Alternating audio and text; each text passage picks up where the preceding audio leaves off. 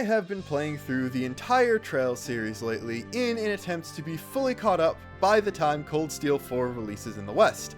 And yeah, I think I'm on track to do that, which is kind of scary once you know when I started, but all that aside, I have been greatly enjoying myself the entire time. But one of the things that made me happier than pretty much anything else that's happened in the series so far was the ending of Cold Steel 1, because a lot of that was a reference to Xenogears, which, if you know this channel, is one of my favorite games of all time. Now, there are a lot of things throughout Trails that you could choose to interpret as references to something from one of the Xeno games, and I am going to choose that every single time because Xeno is my favorite series of all time, but I'm pretty sure that there's enough evidence for this to outright be an intentional reference on the part of Falcom. This video is basically going to be me explaining why I think that's the case, but there's going to be a bit of a twist.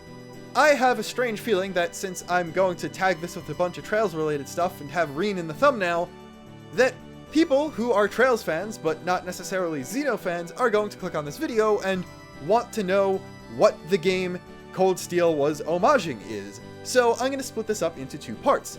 The first part is going to be for Trails fans who don't know a lot about the Xeno games, where I explain why this is a reference to something from Xenogears, and then the second part is going to be from Xeno fans, preferably ones with experience with Gears, where I'll explain briefly what the Trails series is, and specifically how it references Gears at the end of Cold Steel. Then we can meet up at the end for a little conclusion thing. So first off, I'm going to explain the Xenogears side of things to the Trails fans, because I'm a lot more confident talking about my favorite series of all time than one I'm not entirely finished with yet. Also, by the way, I am still only partway through Cold Steel 3, so try to not spoil anything past like the end of 2, just for me, because I like not knowing things. But anyway, first off, what is this game that's allegedly been referenced by the end of Cold Steel 1? Well, Xenogears is a cult classic JRPG released by Squaresoft for the original PlayStation, right in between Final Fantasies 7 and 8.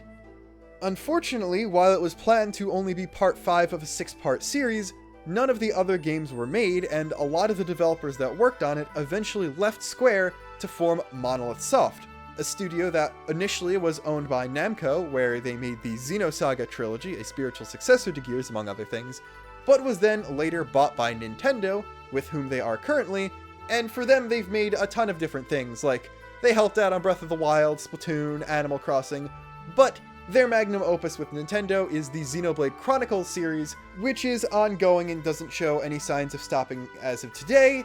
It just got a re-release of the original game with added content and updated visuals in 2020, and now that Cold Steel 3 made it to Switch, we got a Xeno game and a Trails game on the same console for the first time, unless you count the PS1 Classics version of Xenogears.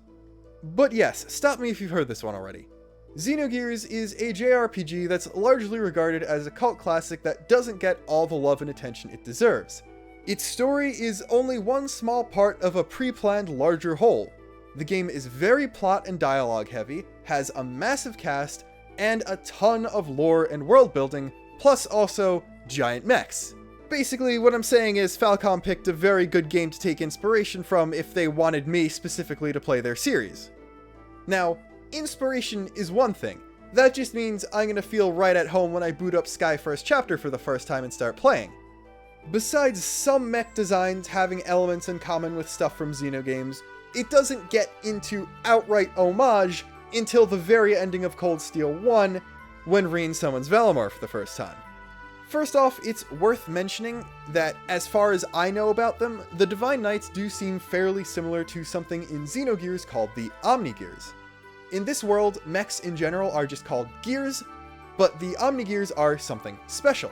While most gears that are used in the time of the game have been excavated from ancient ruins and stuff and refurbished as opposed to being made with present-day technology, the Omnigears are something special. They're a step above regular gears, they have some sort of mystic power and are just more powerful in general, as well as there being a set number of them and a bunch of legends around them in various parts of the world. So there's that's not very conclusive.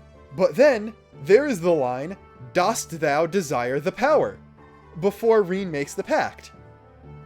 That is the thing that, when I first played it, got me to pause the game, stand up and actually think about whether or not I saw what I just saw. Not because Reen making a pact with an ancient mech to save his friends is cool, because while it is, that's not the thing we're talking about here, but because that is almost verbatim one of the most quotable lines from Xenogears. Allow me to elaborate.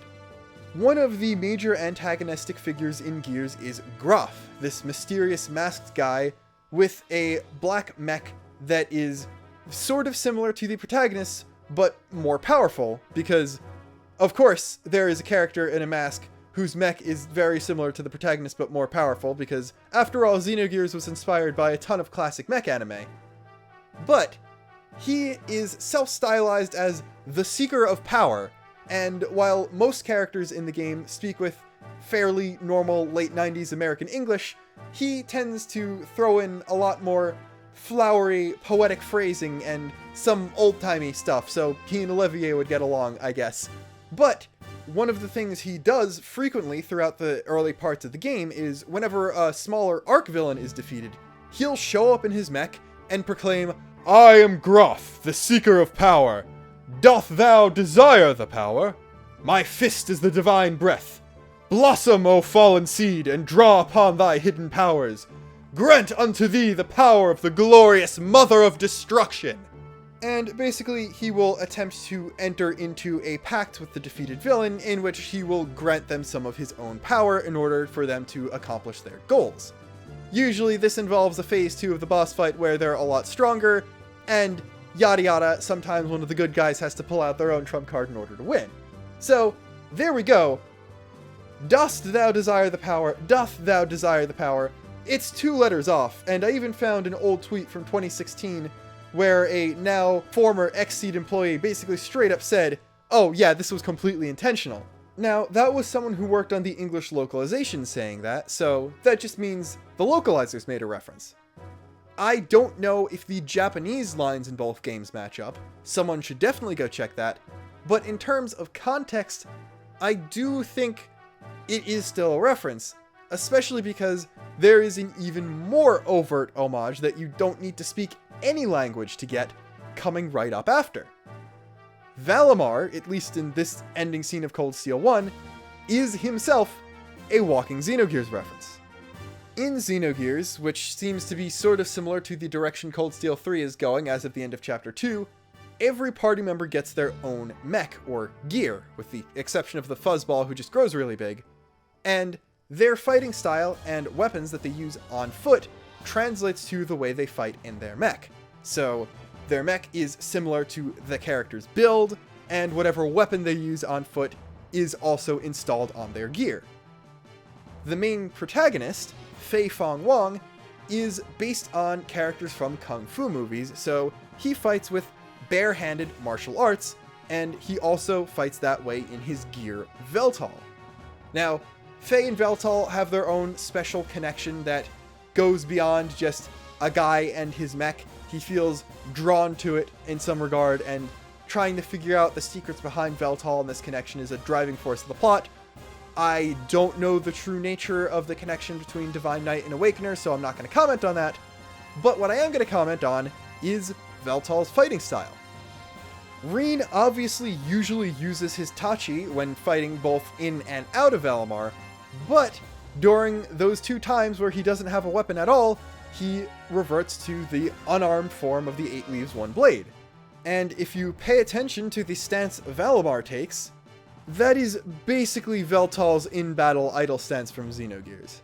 Like, yeah, the positioning of the left hand is a little different, but honestly, at this point, after Dost Thou Desire the Power, you would have to convince me that this wasn't a reference to Xenogears. While obviously Reen gets a weapon, and I think there's only 2 fights, unless, again, there's stuff later in Cold Steel 3 and 4, where he doesn't have a sword of some kind, it did feel really, really nice to have Kung Fu giant robots again, if only for a little bit. And honestly, there were a lot of Xenogears vibes, especially in Cold Steel 2, where there's a bit more of a rhythm of, yeah, you're gonna do an on-foot dungeon, fight a boss, then you'll also have to do a mech fight. Unfortunately, there were no mech-only dungeons, and I haven't encountered anything like that in Cold Steel 3 yet, so there isn't that sort of thing yet, but then Rin also gets the ability to summon Valimar into a normal on-foot fight, which is something you could sort of do later on in Xenogears. And it felt good for reasons other than the game itself being good, because it reminded me of something I really liked. And, well, yeah, I do have problems with Cold Steel 2. Those parts I especially did like quite a lot.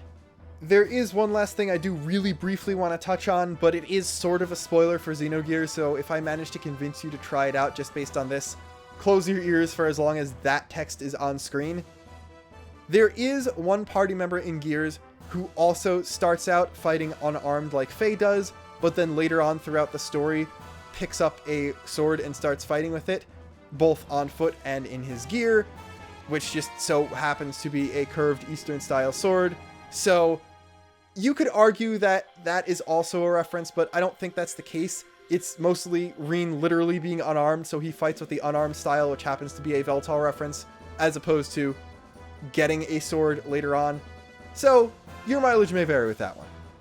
But yes, thank you for stopping by my wacky little Xeno channel to get a bit more educated on why you should like the ending of Cold Steel 1 even more than you probably already do.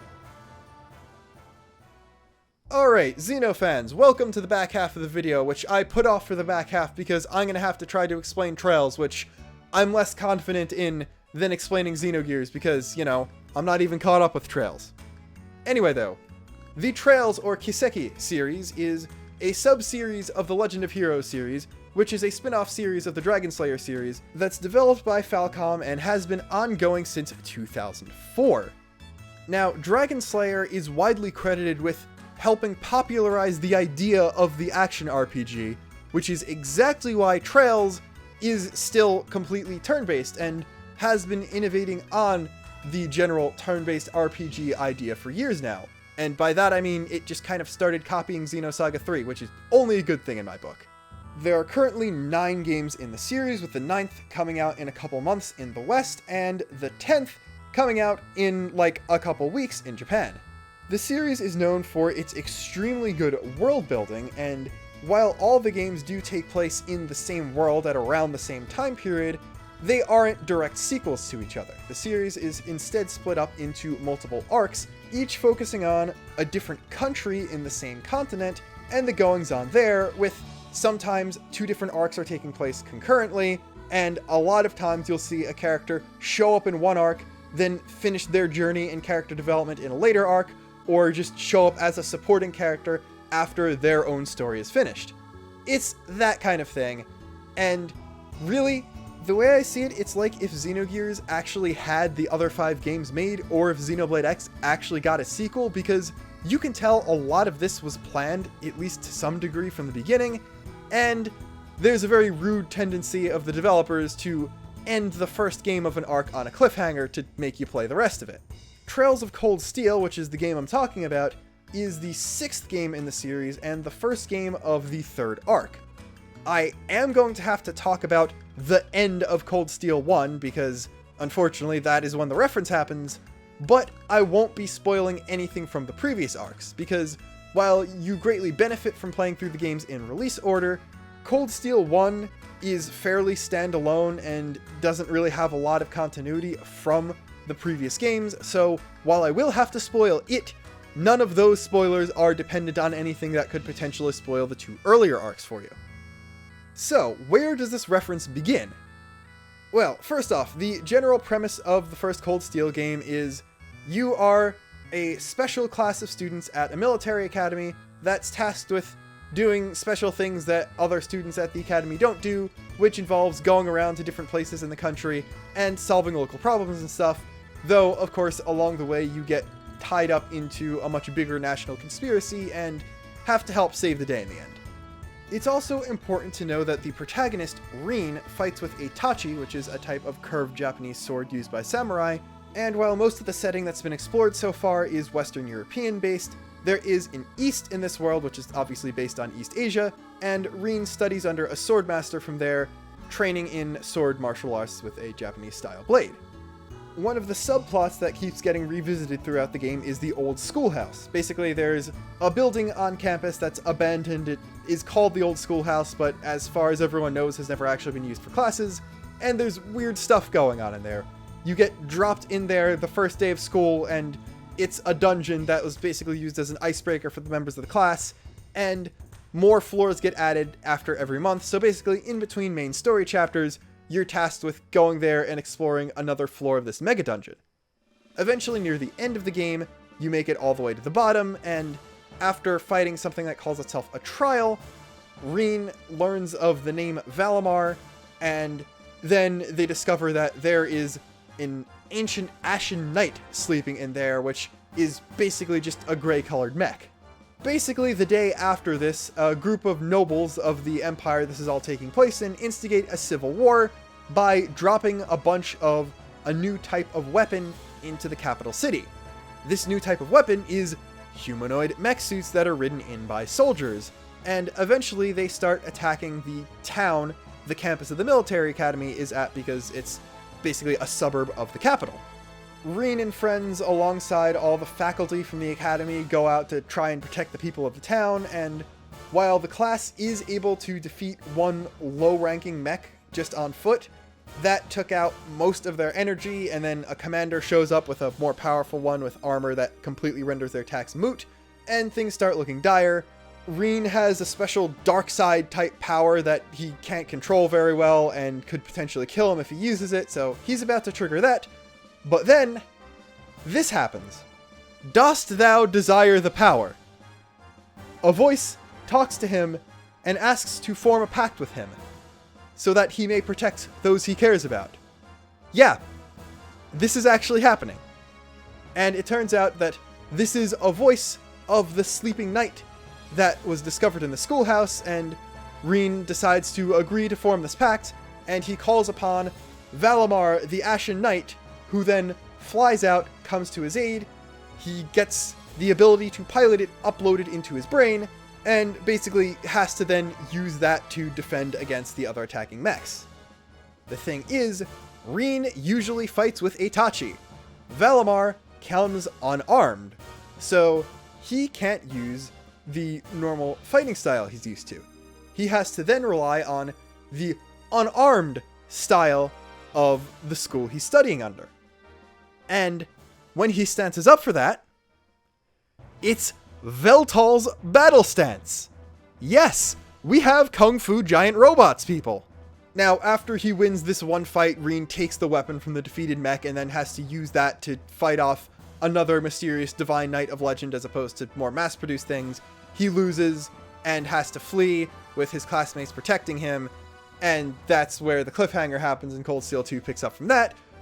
But you basically get to play as Veltal for a little bit in HD game, and like, obviously there are two mech fights where you're fighting in Valimar in Cold Steel 1, but using Valimar for boss fights becomes a big thing throughout Cold Steel 2 and what I've played of 3. So like, it really starts to feel like Xenogears after a while. And honestly, while Cold Steel 2 is regarded by a lot of Trails fans as not the best game in the series, I liked it probably more than I should have because it made me feel like Xenogears. And to add on to all that, there's one other thing. I actually found a tweet from 2016 where someone who is now a former employee of the company that localized Cold Steel 1 was responding to a tweet where someone made this same comparison and basically said, "Oh, yeah, dost thou desire the power," was an intentional reference to Doth Thou Desire the Power and Gruff, and then the tweet also had pictures of Valimar's stance and Veltal's stance, so, like, yeah. We only have confirmation the localizers considered it, and I don't know what the two lines are in Japanese to tell if they're similar or the same, but in terms of context, if you have the Veltal stance right after someone making a pact with an ancient and powerful mech, like, that's a Xenogears reference. Giant mechs in your JRPGs are always going to be compared to Xenogears, but this is a deliberate homage, and I can't be happier about it. And so, we meet again at the end. Thank you for watching this video, regardless of how you found it. Be you one of my usual subscribers, a Xenogears fan who isn't subbed, or a Trails fan who barely even knew what a Xeno was before this video started. Thank you so much, and I hope you got something out of this and a better appreciation for at least one game you like, if not two. If you're a Trails fan who is interested in something Xeno related, well, why don't you click on my channel and watch the first video that plays if you're unsubscribed, because that's my guide for getting into the Xeno series. Slight spoiler, Xenogears is probably not the best game for you to start with, but I feel like fans of Trails and Xeno will find a lot to like in the other series. And in that spirit, Xeno fans, Cold Steel 1 is a perfectly acceptable place to start the Trails series, and Cold Steel 2 again follows on that with not a huge amount of continuity from previous games, but definitely play all the games at some point, and make sure that point is before Cold Steel 3 if you don't want to be extremely lost and not know who any of the new supporting characters are. I personally would recommend starting all the way at the beginning with Trails in the Sky, but if you want to start with Cold Steel, go back and play Sky and Crossbell before you play Cold Steel 3. At any rate though, it's 3:48 in the morning. I've been trying to record this audio for like 2 hours now. I am very tired. Goodbye. Until next time, this is Luxin, signing off.